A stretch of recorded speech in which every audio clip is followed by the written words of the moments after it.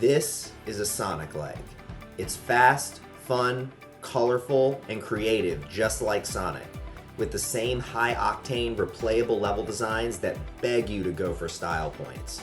It was made out of love and passion for the Sonic series in hopes of recreating that sensation that comes along with an amazing Sonic game, while offering something new and unique at the same time. This is also a Sonic-like. It's choppy, tedious, unappealing to the eye, and is just a low-effort attempt to imitate the success of Sonic without any of the sauce or spectacle.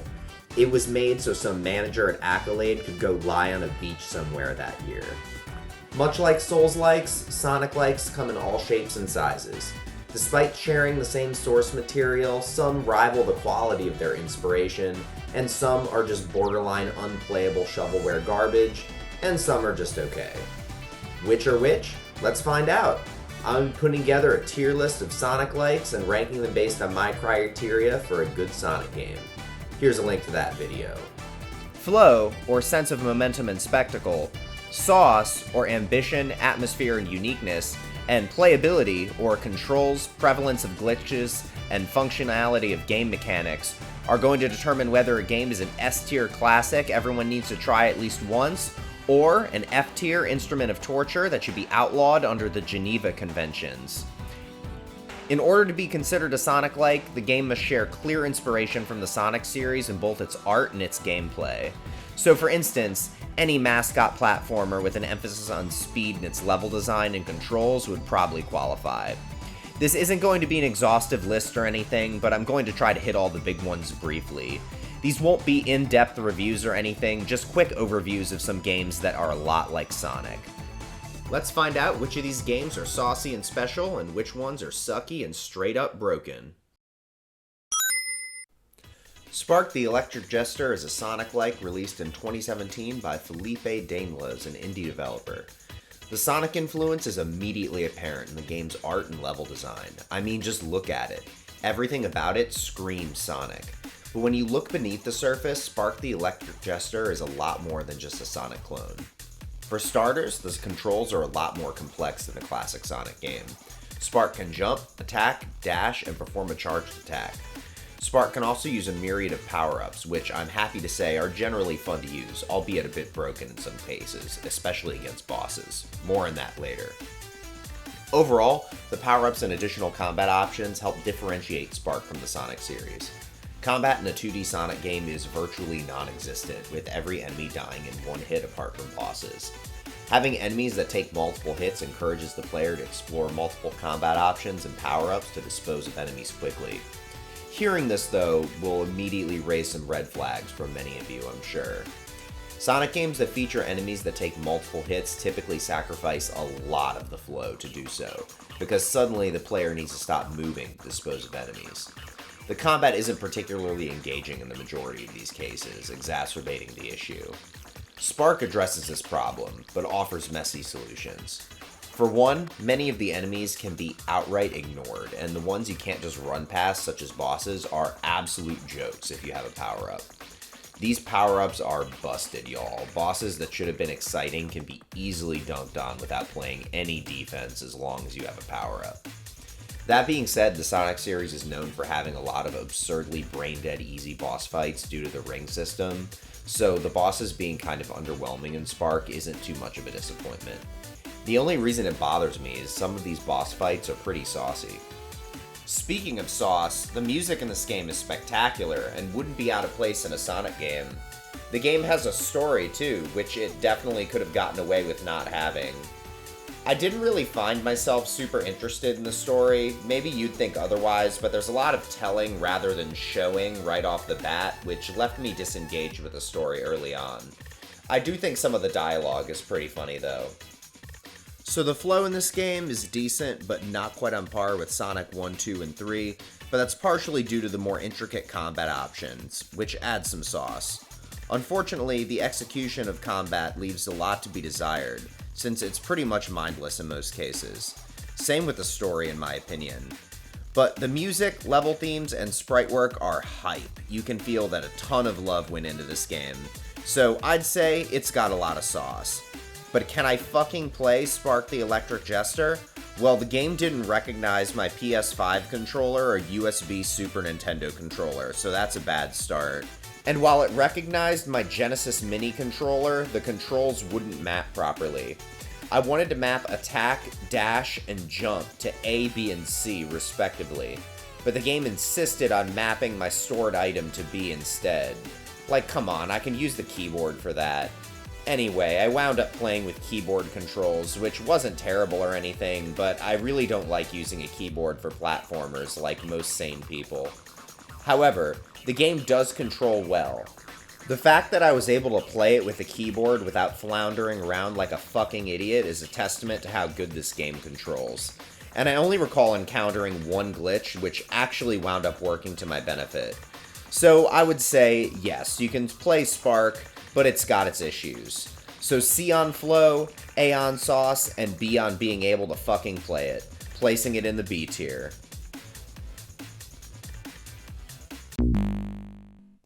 A couple years later, Spark made the jump to 3D, and what a jump it was. The flow in this game is unreal. The major set pieces are all based in real physics from what I can tell and aren't just automated sequences. Something we're yet to see an official 3D Sonic game do. It's basically the 3D Sonic game that controls like the classic games that the fans are always begging for. Along with the momentum though, comes the ability to jump over the whole fucking level. Yeah, I kinda see why Sonic Team hasn't done this yet. Don't get me wrong, I really enjoyed the stages in Spark 2, they were a blast. But sometimes it seems like going fast, which of course you want to do in a Sonic-like, means jumping over most of the level. That won't stop me from jumping though, this game feels amazing, and jumping over huge segments of the level design is extremely satisfying. It almost feels like Tails in Sonic Adventure with the way Fark, not Spark this time, holds onto momentum in the air. However, the issue I had with combat didn't improve with the third dimension. The combat still didn't do a whole lot for me. I don't mind bigger enemies in a Sonic-like, in fact some games we'll talk about later do an amazing job with this, but the issue comes when the combat feels mindless. The game has this combo meter thing that gives you a damage multiplier, so you're encouraged to perform combos to keep the flow alive. But combat with bigger enemies still tends to feel like a war of attrition, one you'll usually win if you're close to full health. So why bother learning all these combos and stuff when just pressing square over and over works just as well? Regardless, I would still give this game an A on flow. How's the sauce? Well, the music is top notch, really like some of the boss songs with lyrics especially. Very Sonic in that regard. Game has pretty good aesthetics overall. Level themes and art get the job done. Story is pretty saucy. A lot went into this. Personally though, I again found myself disengaged with it early on. And once I disconnect from a game's story, very rarely does it manage to pull me back in. Really can't knock it for trying though. I would say this game gets an A on sauce as well. And with great controls and excellent performance, I would definitely say you can fucking play Spark 2. A tier on this, so an A in all three categories, placing Spark 2 firmly in the A tier.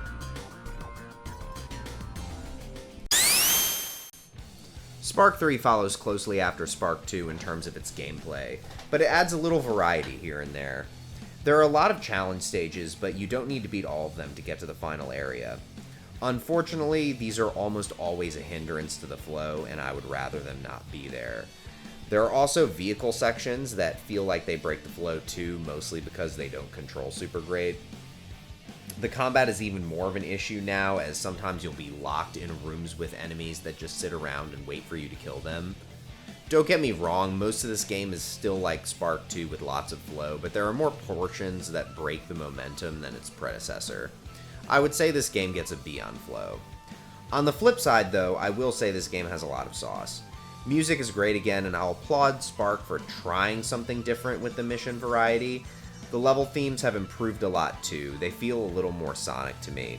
Story again didn't grip me, it's so much text and explanations that often aren't presented in a very interesting way. But again, it's ambitious, I think somebody else might get into it, it's just not for me. I'll give this game an A on sauce. Can I play it? Not as much as Spark 2, thanks to the vehicles and a few other janky mechanics like these balloon things. I'll give it a C on playability. Overall though, the best parts of this game are the parts that would be at home in a Sonic game. all of its sauce doesn't really land, and as a result, the things about Spark 3 that are original or ambitious come at the expense of flow and being able to actually fucking play the game. As a whole, I would say this is a B-tier game. If you haven't heard of Bubsy, then so sorry, but I'm about to ruin your entire life. I fucking hate these games. They come from the pits of hell. Bubsy is one of many failed platformer animal mascots from the 90s, and would be more aptly called a Sonic ripoff rather than a Sonic-like.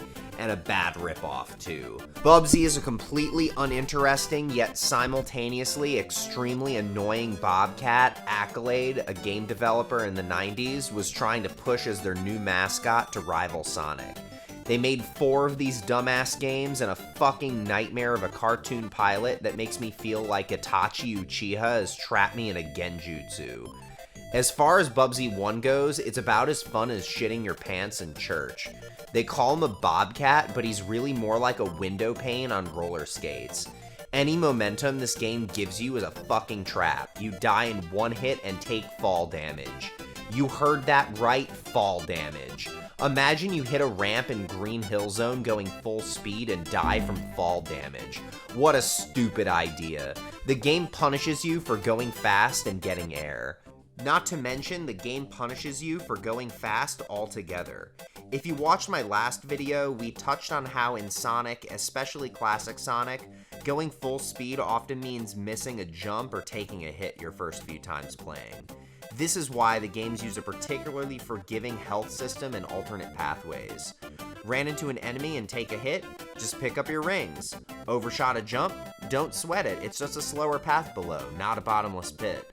This way, the game has replayability because you then want to see the fastest routes and finish the game with a lower time, but a beginner isn't frustrated at the same time. In other words, the game doesn't really punish you for going fast, it just lets you know when there's room for improvement. Usually, to wind up dead in a Sonic game, you have to screw up a lot, especially in the 2D games, and at that point, it really just feels like your own fault. Bubsy doesn't do this, and is in fact much more punishing than the typical platformer, so it trains you that going fast is suicide. So slow game then? Well, that would be fine, except for Bubsy's controls. He accelerates way too fast, making precise platforming next to impossible, which is a big problem considering the level designs are largely more similar to a Mario game than a Sonic game. Something about the controls feel a lot less snappy than Sonic's 2. So this game gets a D on flow and a D on playability. But is it saucy? Look at the boring ass design of this character and tell me you think this game has sauce. Why does he have an exclamation point on his shirt? I don't know, he's Bubsy. The level themes are generic and uninspired. Virtually no story as well. Overall, the art design just looks like a crappy Saturday morning cartoon. And the music, just listen. Unspeakable. Imagine hearing the first few notes of that song over and over again because you keep fucking dying. It's like the game is making fun of you. The thing they were really banking on to save the sinking ship that is the SS Bubsy was the digitized voice clips. Well, are you still playing this thing?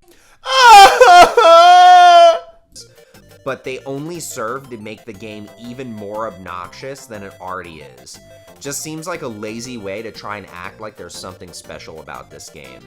Considering this game is nothing but a cash grab to try and get in on that 90s mascot action, I'm giving it an F on sauce. So we'll call it a D-tier game. Most of my issues with the first game still apply, but they did make some improvements. Bubsy can take a few hits and the game is set in a VR theme park. So the theming's got something going on for the game as a whole. They did try. They also tried to add some gameplay variety too. Unfortunately, the variety is even worse than the base game. The shooter levels are torture and there's these stupid mini-games where you need to launch frogs in a pond. Does this look fun to you? No, it's horrible. So, I'll give the flow an F, honestly. Sauce gets a B maybe, and can I fucking play it? Not really, the controls are still terrible. Game gets a D for playability. So, another D tier game. Great start for Bubsy. I'm not even going to waste your time. This is the worst one yet. Did you think Bubsy for the Atari Jaguar was going to be good? We're back to dying in one hit, but this time Bubsy doesn't have any kind of death animation, so you don't even know what killed you. Or wait, does he? Okay, so the game just arbitrarily decides if it'll give you a chance to see what you did wrong, or just throws you back to the last checkpoint with no rationale. Talk about breaking the flow. F.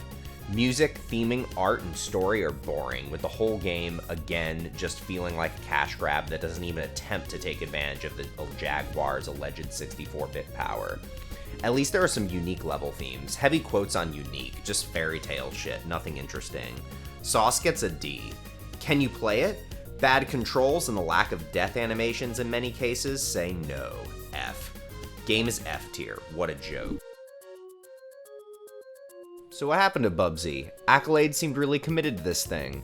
Answer, Bubsy 3D. God help us. Now, before I show you this next game, I'm going to show you some games that came out the same year as Bubsy 3D. 1996.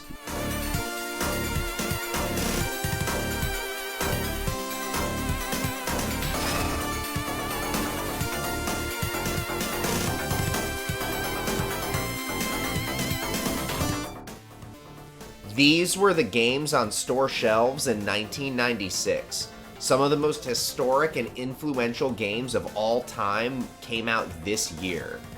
One could argue that the 1996 holiday season was probably the most exciting period to be a gamer in history. Games like Super Mario 64 and Crash Bandicoot had finally set standards for how the 90s favorite game genre, the platformer, would function in a three-dimensional space. One thing was clear. Full 3D gaming was finally here, and it was here to stay. The game I'm about to show you was released in this environment.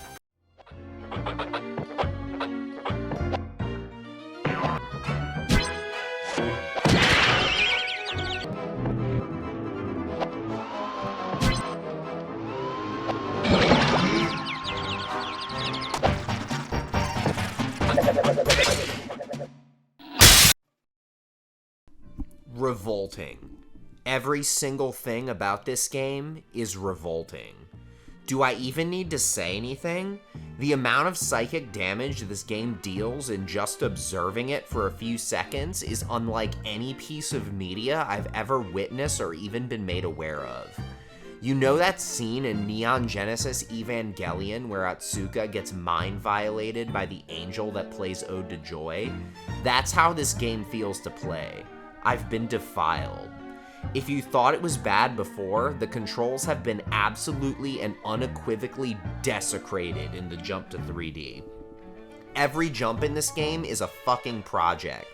The game uses tank controls like PS1 Resident Evil, and the game is not built for it at all. Every single jump in this fucking platforming game about jumping goes like this. First, you identify the platform you want to jump to.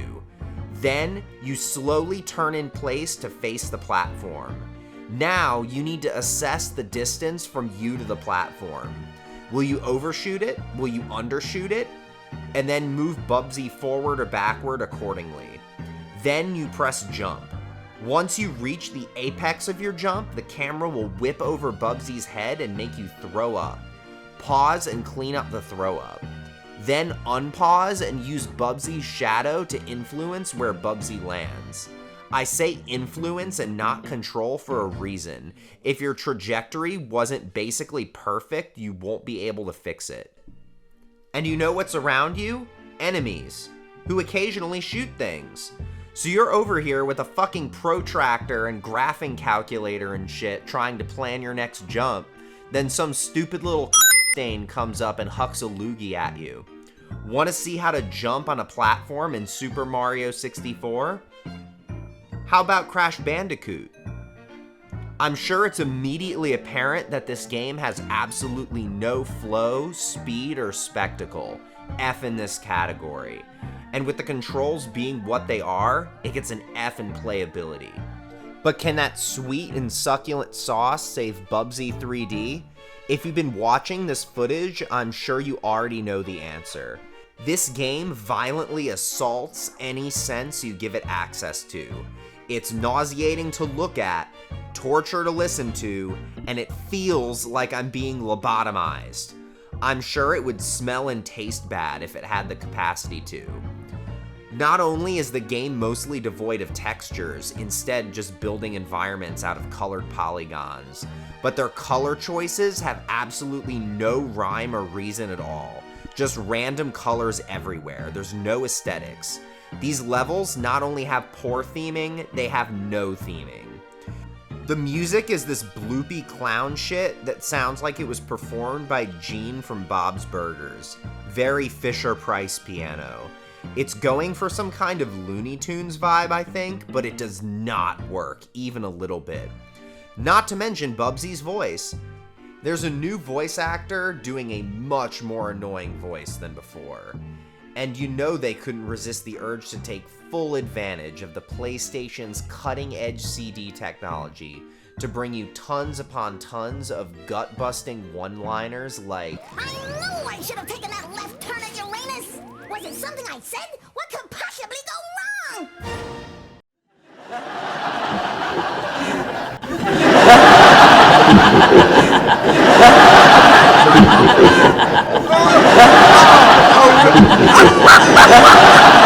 On top of the obnoxious voice acting, the story is next to nothing. And what is here is the dumbest shit ever and actively makes the game worse. F on sauce. This is our first all F game, but you know what? I don't think I can even rank this game. I don't think I can call this game a Sonic-like. Apart from Bubsy being an animal mascot, they have nothing at all in common. If there was something in common between Sonic and Bubsy 3D's gameplay, then there might actually be a trace of quality to it.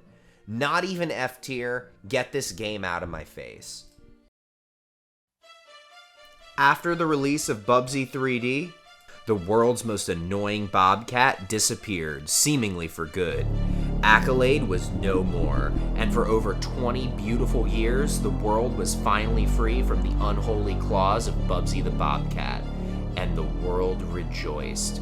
But under the surface, trouble was brewing. See, the rights to Accolade and Bubsy were sort of a game of hot potato. In 1999, Accolade, and thus Bubsy, was bought by Infogrames.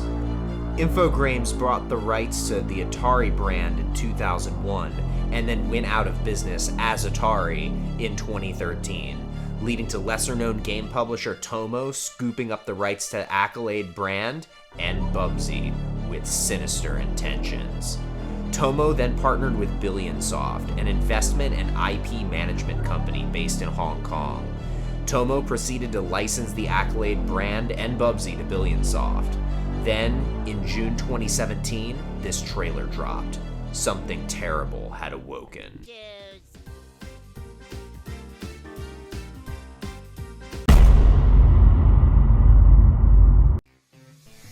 What the fuck happened? You would think after 20 years of the rights to Bubsy being kicked around between different publishers like a fucking tin can, they would get that no one wants another Bubsy game. Like, imagine if the rights to Mario were up in the air for even 2 seconds. You know whoever wound up with Mario would be using the rights for something. 'Cause how could you not? Even just re-releasing a few old games would be free money. For 20 years, no one even thought a downloadable Bubsy collection that just runs the old games and emulators would be a good investment. The rights to Bubsy were so thoroughly unwanted that it ended up in the hands of some random IP management company in Hong Kong. But somehow that leads you to believe more Bubsy is a good idea? They sell this game for $20 on Steam, a whopping $19.99. What kind of idiot would spend money on a Bubsy game? Well, me, I guess. You're welcome. Let's see how this game stacks up on the Sonic-like tier list. To start, I truly can't fucking play this game. Not even kidding. Yeah, there's this weird effect. Objects in the foreground like yarn, or even worse, fire, get obscured by the background. I tried a few things to fix it and nothing worked. Maybe I could figure it out if I kept at it longer, but the fact that I even need to proves my point. the game is not worth the time it takes to troubleshoot it. Also, this game has a homing attack, which is pretty much the only thing Sonic about it gameplay-wise. It's sloppy and imprecise. F. Sauce. This whole game is just a pile of slop. Just completely forgettable gruel in video game form. F. And flow? Honestly, C. Mostly just because it's easy and the game never stops you. Plus the homing attack, or pounce as they call it. So we'll call it a D-tier game. And guess what? There's actually another Bubsy game, but it's an endless runner, not a platformer, so I'm not fucking playing it. As I understand it, Atari, or rather whatever fucking bank or investment group calls themselves Atari now, bought back the rights to Bubsy again, and is now making a Bubsy collection to the applause of absolutely no one. What a world we live in. No more Bubsy, next game. Thank God we're playing a good game again. A really good game. Like, easily the best game so far kind of game. Evening Star, the developers of Penny's Big Breakaway, are actually the studio behind Sonic Mania, one of the most highly acclaimed Sonic games ever made. Yeah, Sega really fucked up letting Evening Star get away. This game has some of the best flow in any 3D game ever. It's so fun. Basically, you can do all sorts of tricks with this yo-yo. You can ride on it, dash with it, swing from it, attack with it, and you can string it all together perfectly to hold on to some crazy momentum. You can really tell the devs love classic Sonic in terms of the physics, level design, and overall flow. And really adds a lot to the flow with its own mechanics as well. Game is an easy S on flow. Sauce is great. Not much to say about the story, but what is here is funny. Level themes are beautiful and super interesting. I love the art style, and the game has a great sense of humor. And the music's really solid. I'll say that overall, this game doesn't surprise me a ton though. It's very platformer, but I'll give Penny's Big Breakaway an A on Sauce. Game runs really smooth too. Like, it shoots for a crazy high frame rate, which it hits consistently. Like, it's buttery smooth. Controls are perfect, and I didn't run into any glitches. This game definitely exceeds expectations on playability, so I'll give it an S for that category. This game teeters between A and S, but overall the game is a lot better than Spark 2, so it's going in S tier. Awesome, kicks Dr. Machino's butt. I'm awesome. You know a game sucks when it needs to remind you how awesome it is. This Possum is far from awesome. In fact, I can't even think of any aspect of this game that's even just okay. This game wishes it was mid. Awesome Possum Kicks Dr. Machino's Butt was released in 1993 by Tengen, the same year as Bubsy 1. So essentially what happened is the release of Sonic 3 got pushed out from 1993 to 1994, meaning everyone and their uncle was rushing to fill the Sonic-shaped hole on every Genesis kid's wish list. Side note, I didn't find any official sources saying that for sure that's what happened with these games, but I mean, come on, you put the pieces together. Sonic 3 gets delayed, and suddenly there's all these half-baked Sonic clones coming out. It's not hard to piece together that these games probably got yoinked out the oven a little early to hit that release window. So right away you can guess what kind of game Awesome Possum is, but even that doesn't paint an accurate picture of how bad this game is. This game makes Bubsy look like Chrono Trigger. Yeah, uh-oh. Let's start with flow. Any chance this game had at flow is completely aborted by the frame rate.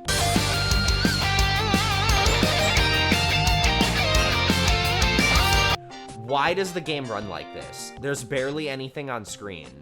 The Sega Genesis was known for its lightning-fast processor that enabled games like Gunstar Heroes to have 8 million things happening on screen at once without dropping a frame. It doesn't even seem to have any rhyme or reason to it. The game will just randomly turn into a fucking slideshow every few seconds, preventing you from getting into any sort of rhythm. If the game was going to run like this, it would have been better for Awesome Possum to just run at a normal speed. Having Awesome Possum be fast like Sonic really just results in the game having poor control. Not that the level design was built for flow anyway. This isn't a case like Bubsy where the levels are built like a regular platformer instead of a Sonic game. These levels just make no sense and feel totally random. So this game gets an F on flow, and you already know you can't fucking play it thanks to the frame rate and control issues, so it gets an F there too. But perhaps the metric this game fucks up the worst is sauce. The artwork, theming, sound design, and music work together like a well-oiled machine to make the world of Awesome Possum Kicks Dr. Machino's butt as unappealing as possible. I would get immersed in Pong before this game. Not to mention the premise of the game is literally just Sonic. Mad scientist Dr. Robotnik, Dr. Machino, is destroying the planet to build his machines, and it's up to Sonic, Awesome Possum, to stop him. Not a trace of originality. F on sauce, making this the first all-F game we can actually rank. It's not as bad as Bubsy 3D, but it's closer than any other game on this list. Could you imagine being stuck with this game instead of Sonic 3, one of the best games ever made? Talk about a letdown. There should be a class action lawsuit for everyone who got duped into buying this game. Oh God, another mascot platformer released in 1993 with an emphasis on speed, also starring a possum. But wait, Konami made this game? For those unaware, Konami used to be one of the premier game developers in the 80s and 90s. They were responsible for countless classics like Contra, Castlevania, and the Teenage Mutant Ninja Turtles arcade games, so already at the time of this game's release, they were legendary. This logo meant you were in for a heart-pounding thrill ride on a cartridge. So needless to say, Rocket Knight Adventures has piqued my interest. Let's check it out.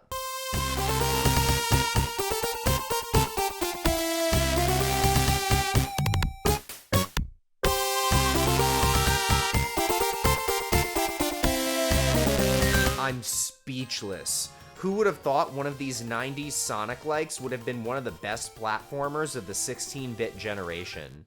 It's very clear this game was intended to compete with Sonic based on its marketing and the fact that the speed is a reward for skill, but this game is so original that it only barely qualifies as a Sonic-like. Yeah, this game is saucier than chicken wings, so you better wear a bib when you boot it up. Let's just start with the premise. This game takes place in an industrial fantasy world where there are castles, kings, etc., but also jetpacks and giant robots. Think Diesel Punk. You play as Sparkster, a possum in the kingdom of Zephyrus, or Zebulos according to the manuals from outside Japan. Sparkster is the leader of the Rocket Knights, a group of warriors sworn to protect the kingdom. Life is pretty good. That is, until the evil former leader of the Rocket Knights, Axel Gear, aids the pig army of the Devantados Empire in invading Zephyrus and kidnapping Princess Sherry in hopes of forcing her to help the Pig Empire find the key to the Pig Star Seal, a battle station capable of destroying planets. Think Death Star.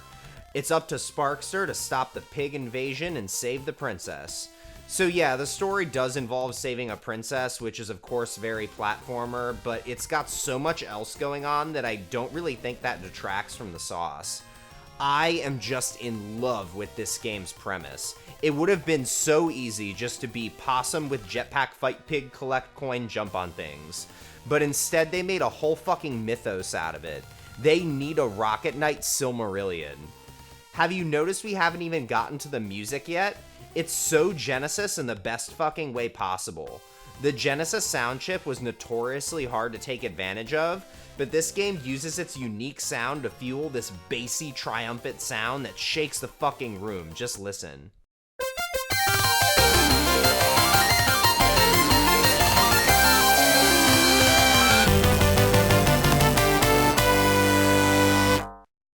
Like, wow, what an impression. The entire game is full of absolutely amazing music like this, no skips. Another area they really went above and beyond on was the bosses. The sauce these bosses pack are intense. Get ready for some nail-biting boss battles. I might go as far as to say these are the highlight of the whole game. These bosses have aura like Final Form Frieza. Just watch this.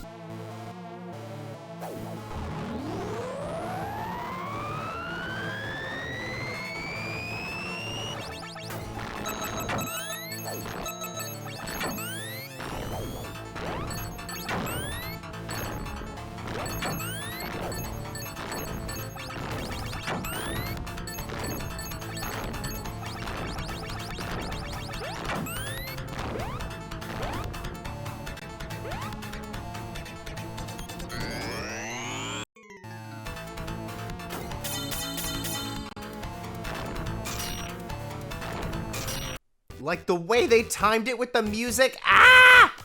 The last few bosses especially are crazy. The showdowns with Axel Gear in space are some of the hypest moments I've ever seen in a mascot platformer. The bosses are on par with a treasure game. They're that epic. The way I locked in on these fights is unlike anything I've experienced with a Sonic boss. Not even close. How are the aesthetics? Absolutely breathtaking. The sprite work is so well detailed and there are a ton of wicked cool effects. This game is a technical tour de force for the Genesis, maybe more so than Sonic even. The level themes feel true to the game's universe and make Rocket Knight feel like this grand adventure rather than a collection of levels like most platformers at the time. Again, probably better than Sonic had done in 1993, which was prior to the release of Sonic 3, of course. This game doesn't aspire to be a good Sonic-like. This game is trying to be better than Sonic, and whether or not it succeeds in doing so is purely a matter of opinion. Either choice is very much valid, but the fact that you even ask the question is a testament to its sauce. This is what peak sauce in a Sonic-like looks like, and is the difference between an A rank on sauce like Spark 2 and an S rank. Spark 2's best qualities come from Sonic. Yeah, it's taking the 2D physics and putting them in 3D, but at the end of the day, Spark just feels like a stand-in for Sonic. The first thought everyone has is, it would be cool if Sonic had a game like this. Games like Rocket Knight Adventures take elements from Sonic, but reshape them into something distinctly its own. You don't walk away thinking Sonic should do this. You leave thinking, where the fuck is the next Rocket Knight game? Needless to say, Rocket Knight Adventures gets an S on sauce, no question. Now let's talk flow. When I say speed is reward in this game, I mean by Konami standards. Imagine Castlevania with the fucking boost button from Sonic Unleashed. You need to be very good to take advantage for most of the game, which I'm not, so if this footage doesn't look very Sonic to you, that's why. But if you watch someone speedrun this game, you'll see the flow. Long and short of it, I wasn't able to get much flow in this game, but it's 100% a skill issue. And I look forward to playing this until I'm blasting through these levels in seconds. In areas where I can get some flow going, the game is insane. The jetpack is basically a spin dash that goes in 8 directions. It's so fun to use. Also, spectacle is a huge factor of flow, and this game is always giving you something cool to look at, be that a graphical effect, a boss, or just some amazing sprite and background work. I'm never bored for even a second. You have to work a lot harder to get the same sense of flow you would in a Sonic game, but even for a beginner, it's non-stop excitement. This game is stylish as hell from beginning to end, S rank on flow. And the game has smooth as silk performance and is extremely well made. Even though you're colliding with surfaces at high speeds, you'll have complete faith in the game's collision detection. You're not going to go flying out of bounds. This game is built like old wooden furniture. It's 5 generations old, but still sturdy as all get out. This game gets an S on playability, making it a perfect S-tier Sonic-like. Really a 10 out of 10 game. I have nothing negative to say about it whatsoever. 1 year later, we got Sparkster Rocket Knight Adventures 2. Let's dig into it. So starting with flow, this game places a much bigger emphasis on the rocket. You don't shoot sword beams anymore, so it's basically the only way you can attack from a distance. Thankfully though, you don't need to hold attack to charge the rocket anymore, and it recharges insanely fast. Plus you have this corkscrew attack if you let the meter charge fully. These changes enable you to do a rocket jump, then rocket jump again before hitting the ground in some cases. This is so fun and really keeps the game moving. There are boss fights in this game that are basically air battles. It's so much fun. This game is an easy S for flow. Sauce? Well, the music is fantastic again. Just listen.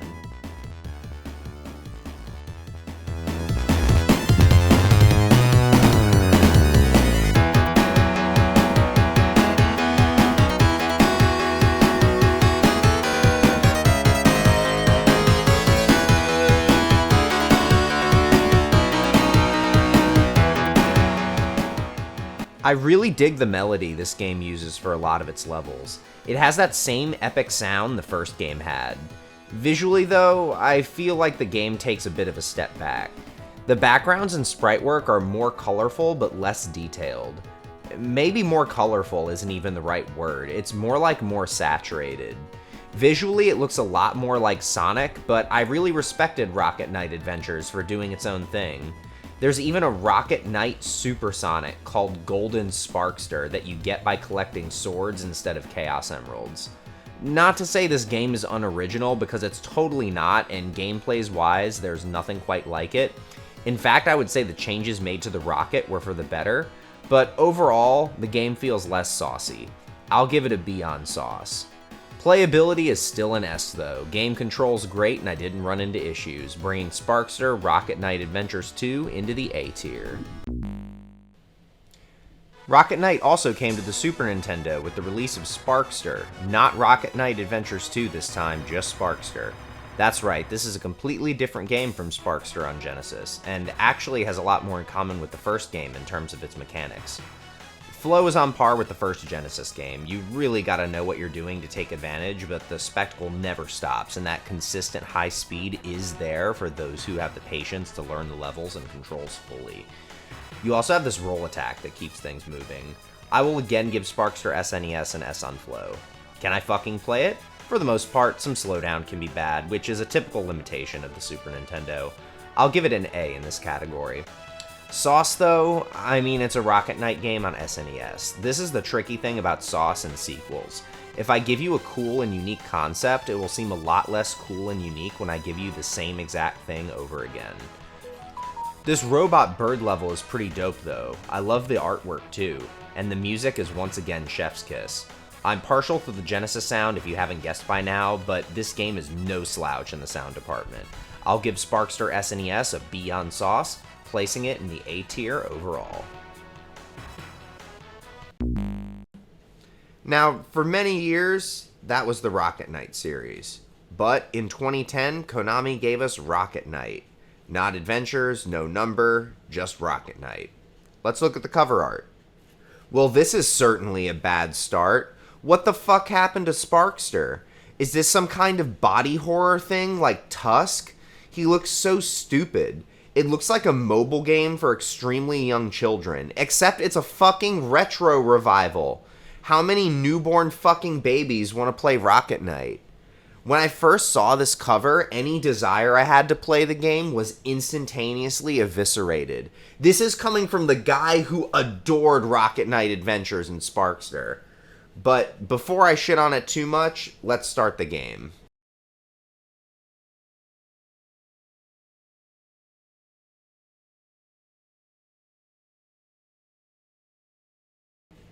Not if you use a PS5 controller, apparently. Even my Genesis Mini controller didn't work. Only the B button and D-pad map to anything. And you can't remap anything, which absolutely sucks. So, I'm gonna be operating a jetpack with a keyboard. Exquisite. Whatever, let's get a move on.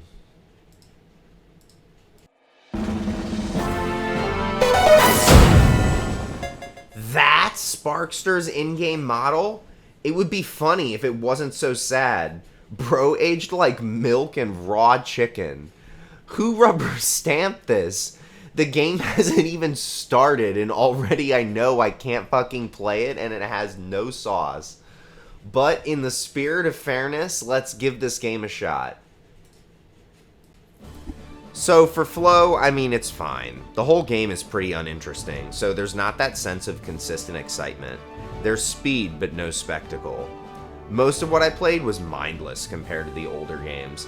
Like, this game will lock you in rooms full of enemies, and all you need to do is rocket back and forth to kill all of them. The game is too boring to say the flow is good. C in this category. As far as being able to play this game, the controller bullshit was definitely lame, but it's an old game no one cares about, so I can't be too surprised. The controls took a hit though, and not just because I'm using a keyboard. This game is really fucking picky with inputs. Like if you press the rocket button at the same time as the direction you want to fly in, you'll spin out. You need to make absolutely certain you're walking before you push the button. So a lot of times, I'm just standing around spinning and wasting my rocket fuel. I'll give this game a C on playability, but sauce, F. You already know just looking at it. The font they use for the user interface might as well be Comic Sans. The art style, if you can even call it that, looks cheap and slapped together. The character designs are flat out ugly, especially Sparkster. Like, what the fuck did they do to you? The music is so fucking boring, I swear they tried to hide it. I really had to crank it up to notice. It's absolutely abhorrent how blah the soundtrack is when the previous games threw everything in the kitchen sink at the soundtracks. You can feel the developers' total indifference to the Rocket Knight series. It's like not only they forgot the sauce, they had it surgically extracted from the brand in its entirety with this entry in the series. I had no idea a Rocket Knight game could get an F on sauce, but here we are, leaving the game a D tier, same as Bubsy 1 and Bubsy 2. And seeing that the rights to Rocket Knight are in Konami limbo, that's a whole other situation. It's unlikely we'll ever get another game, making this the final entry in the Rocket Knight series. Absolutely tragic. This game actually detracts value from society. I can't imagine anyone enjoying it and only serves as a blemish on the Rocket Knight series. If someone at Konami is watching, please, I beg you, license out your IPs. You aren't using them anyway. You can't let our boy Sparkster go out like this. So I want you to take one look at this game and guess what year it came out. Yep, 1993. The delay of Sonic 3 really had everyone scrambling to slap together a mascot platformer. But before I say this game is slapped together, let's give it a fair shake. After all, Rocket Knight Adventures was one of these 1993 Sonic likes. Maybe this one won't be so bad. So, this game has fast levels, platform-heavy levels, and maze levels. So that means around 2/3 of this game has little to no flow, especially the maze levels. To top it off, this game has a really stupid gimmick. Basically, Socket needs to collect lightning bolts to stay alive. Think of them like rings of Supersonic that are always counting down. So if you get lost, you know, like one does in a maze, then you're probably going to die by starvation. How's that for flow? The pacing is so bad, the character dies of starvation before you can complete the level. But how are the high-speed areas for flow? They don't quite hit like Sonic. I'm giving this game a D for flow. Can I play it though? Yeah, as far as I can tell, it works. I'm not in love with what it is. Control could be better, but given some of the shit we've seen today, I'll give it an A actually. It's a functional game from what I can tell. And sauce, well, the music's great. Level themings are colorful with detailed backgrounds, and the game has its own unique thing going with the charging mechanic, even though execution isn't perfect. But the problem is the charging mechanic is really the only original thing about this game. The level designs and level themes all scream discount Sonic. I mean, Socket as a character is clearly just a stand-in for Sonic.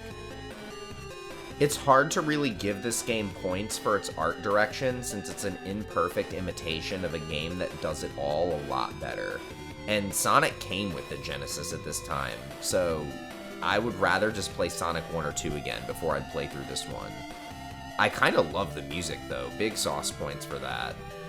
When looking at sauce as a whole though, I'm gonna have to give it a C. Really more like a C- though. This game is just fine with being nowhere near as good as Sonic, just as long as you buy it. Overall, Socket gets a C. It's probably what you would expect out of a game like this. So guess who made this game? I'll give you 3 seconds. If you said child laborers in a factory somewhere, fuck you, smartass, it's Game Freak. That's right, the Game Freak. Yeah, before they had Pokemon, they had Pulseman for the Mega Drive. Not the Genesis, this game only came out in Japan. Basically, you're some kind of superhero robot thing. So how is this a Sonic-like? Well, there's a big emphasis on flow. So your special moves can only be activated when Pulseman has been moving at full speed for a few seconds.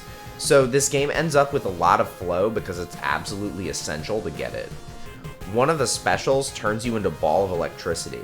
You can't control its direction, but it bounces off surfaces just like the Rocket and Rocket Knight. Really fun stuff. I'll give this game a B on flow, only because there's not a ton of spectacle alongside the speed in my opinion. Sauce? Well, this one is tricky. This game is certainly a good bit different from Sonic, even though you can see the inspiration. The thing is, I'm not in love with the art direction to tell you the truth. I don't know, maybe it's just not for me, but it's shit like City. Okay, fine, I guess. And fucking look at India. Why is this India? Did they give up? This is so boring. There's this part where you go into a computer that should be cool, but the way they do it is just so blah. Just a black background and the platforms are circuit boards. How exciting. Music is very Pokemon though, go figure. Like, listen to this. I like it for the most part, sometimes it can be a little grating though. I'll give Pulseman a C on Sauce. It's original, but I wouldn't say it goes the extra mile on its visuals or music. They're about average. Can I fucking play it? Yeah, I can. It controls really well, but I wish I could go more than one direction with the Pulse Rush. I'll give it an A in this category overall though. I would say this is a B tier game. Lunistice is pretty fun. It keeps a great sense of flow, just like a good Sonic game. I really like how parts of this game require you to have a lot of momentum in order to make certain jumps. This game feels like what Sonic could have been like on the Saturn. I'll give this game an S for flow, actually. As far as Sauce goes though, I unfortunately have to give it a D. The level designs and themes aren't anything I haven't seen in a platformer before. There's basically no story and the gameplay is just Sonic with a triple jump. Not to mention there are no bosses and you can finish the game in a little over an hour easy.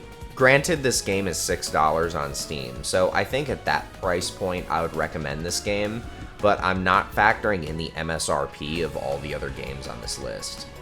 I will say though that this game is highly playable. It controls great and the camera is perfect. I never ran into any bugs. I'll give it an S in this category actually. Overall though, I think I have to give this game a B. I'm generally cool with a game with a short runtime, but that combined with the lack of bosses and lack of new ideas in general really only make it fair to give it a B rating. You know what, actually, I'll give it an A. I mean, it is $6 and I had a lot of fun. For $6 on Steam, you could do a whole lot worse. It's a fun hour and 15 minutes. So here's a 90s one from 1992 for a change, Zool.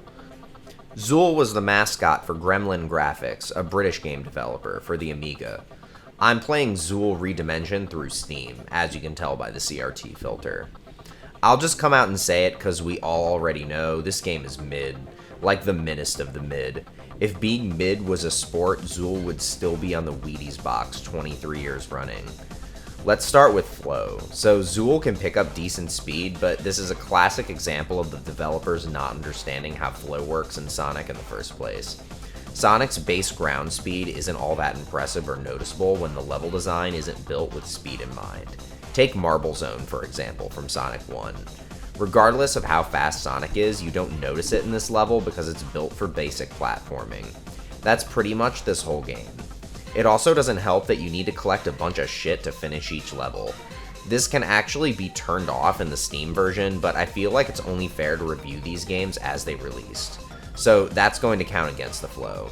In most cases though, I usually found enough of the random shit they want you to collect in each stage before I reached the exit, so it's not a huge deal. Overall, I gotta give this game a D for flow. Sauce is better than some of the other early Sonic likes, but it's not great. Zool is a somewhat interesting character. He's not like Bubsy or Awesome Possum that just feel like bad Sonic stand-ins. He's supposed to be an alien ninja warrior, which is decently original. I like some of the music too. Unfortunately, the game drops the ball on the level theming. Just think about your favorite classic Sonic stage. Casino Night Zone, Hydro City Zone, Starlight Zone. How about fucking Fruit Zone? Or Dessert Zone? Music Zone? Not that they're actually called that. In fact, I have no idea what they're called.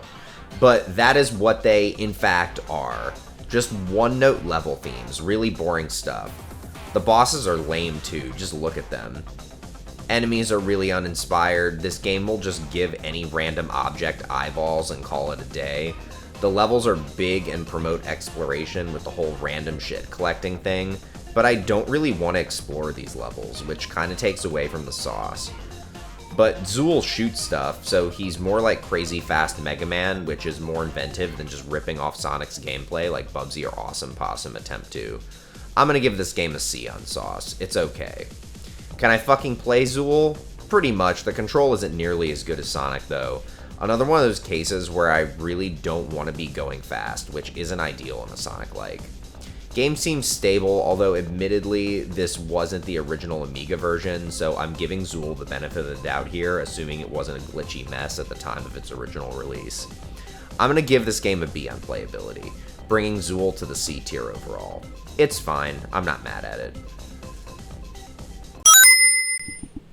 This is Zool 2, the Jaguar version this time, which I'm told is like the Amiga game with enhanced graphics. I'm gonna keep this real short because I don't have a lot to say. The flow issues I had before are once again present, only this time getting the requisite number of items was a little more cumbersome. So that's not good, because the flow was already pretty bad. So there's an F right there, yikes.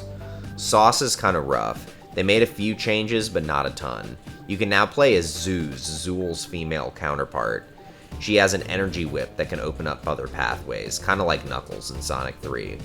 The issue is that these alternate pathways don't really make a big difference, whereas in Sonic 3 you'll end up in areas that are clearly built for Knuckles and require you to play the game very differently than you would playing as Sonic. Level themes are still very all over the place and video gamey. In both of these games, it feels like the levels have themes just because that had become an industry standard and they had no choice. They all play pretty much the same way. It's not like Sonic, where the theme impacts the gameplay, like the oil slides in Oil Ocean or the slot machines in Casino Night. Plus, they're just not fun to look at. Music was a downgrade, but I'm gonna chalk that up to the Jaguar. But at the end of the day, Zool 2 really doesn't pack any surprises. It's a very safe, very samey sequel to a game that wasn't all that special to begin with. So I'm gonna give it a D for sauce. Can I play it? Yeah, I guess. About the same as the last game, so B on playability. Altogether, though, this is a D tier game. I'm getting amped just thinking about this next game. Freedom Planet is a Sonic-like by Galaxy Trail, a studio founded by game designer and programmer Sabrina Di Duro. It actually started out as a Sonic fan game before becoming its own IP. So full disclosure, I hadn't seriously played Freedom Planet before I started recording this video. I played a couple hours on an old laptop using keyboard controls, but that was it. But when I finally did give this game a fair shake, my shit was eternally rocked. Like the reverberations from my Freedom Planet shit rockage caused earthquakes in China. The game understands Sonic at its core better than any other game on this list thus far, and expands the formula in new ways that give this game a unique identity, something the official games likely don't have the freedom to experiment with due to the set expectations. I started this game very late at night, expecting to just get started and play an hour or two, and I ended up staying up until 6 a.m. finishing Lilac's campaign. So for flow, if you're watching this footage, you already know it gets an S. The level design creates a perfect sense of flow, and similar to Rocket Knight, the bosses are so hyped that they don't detract from the flow at all. Even the ones that aren't runner bosses, which I admire. Many times, Sonic Team sort of solves the bosses break the flow problem by making a boss into a runner boss. While runner bosses are fun, it's all about variety. Games like Sonic Frontiers and Shadow Gen seem to understand this, and I almost wonder if this game had something to do with them coming to that conclusion. For a while, Sega was really married to the runner bosses in the Boost games. But I digress. The bosses are absolutely baller and very Sega Genesis. Like, is that fucking 7 Force? I love this game! Also, the way the bosses explode are brutal. Watch this.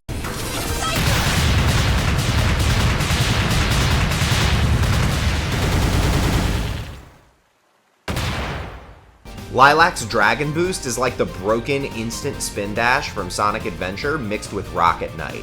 Every time I push the button, it's like, fuck yeah, let's go, especially doing it off ramps and shit, oh my god. The game also gives the player multiple combat options, each with their own advantages and disadvantages. Combat is simple enough, but way more involved than a typical classic Sonic game. You really have to use your head sometimes. This really helps keep the excitement going.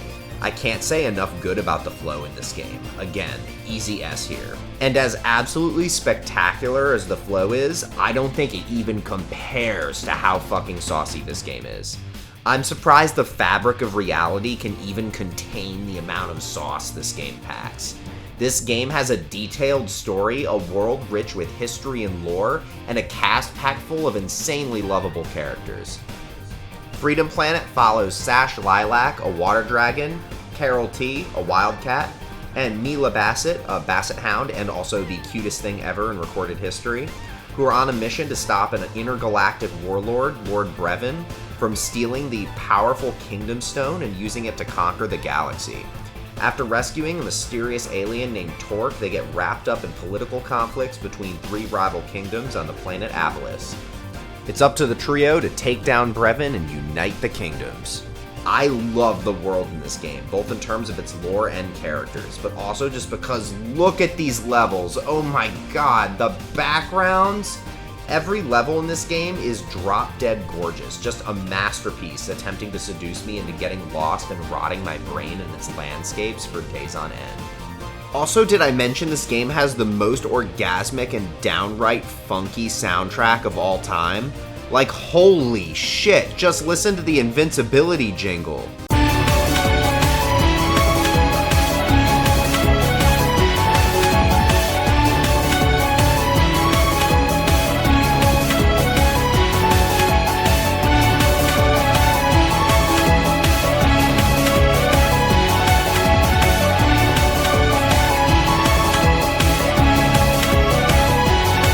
The soundtrack in this game isn't just good. It's good even for a Sonic game. It has this sound that reminds me of the early CD consoles, and kind of sounds like what I imagine a classic Sonic game would sound on the Saturn. Not to mention, the differences in control and combat make this game feel all its own while still retaining the same fun factor Sonic's control has. They definitely could have gotten away with just jacking Sonic's moveset, but they did their own thing. Across 3 characters, mind you. Yeah, you can play as Lilac, Carol, and Mila, all of which are fun to use in their own ways, although Lilac is far and away my favorite. And I can't talk about sauce without bringing up the bosses one more time. They ate hard with these bosses. They were straight up gluttonous. I love how the bosses appear so suddenly. This game does an amazing job of keeping you on your toes with these boss fights. I would even give this game the edge over Rocket Knight on the bosses, even though it's kinda not fair since they're from a different time. But you get what I'm saying, these boss encounters are all extremely memorable and put Sonic bosses to shame. This game is incredibly ambitious, especially for a Sonic-like from an indie studio. Easy S on sauce. Can I fucking play it? Yes, I can. The controls in this game are like butter. Like, if the controls were any better, you'd need Neuralink or some shit. This game isn't just fun as a Sonic game, it's fun as a toy too. It's enjoyable just controlling the characters without really thinking about the objective. Again, the Dragon Boost is a blast to use. Carol's motorcycle is fun to use too, so is flying with Mila. This game gets an S on playability, making it a perfect S-tier game. And you know, of all the ones we've looked at, I think this one is my favorite so far. Literally nothing could top it. Holy shit, they made a second one. And it tops it. In literally every single way you can imagine. Especially sauce. The sprite work in this game is unreal. There's so much love and attention to detail packed into every single sprite in the game. Not just in terms of shading and whatnot, but animation too. This game packs as many frames of animation in as it can without making the controls feel less snappy. The environments are once again jaw-dropping, even more than the first game in many instances. And the music that accompanies it is just as magnificent as the first game. Just listen.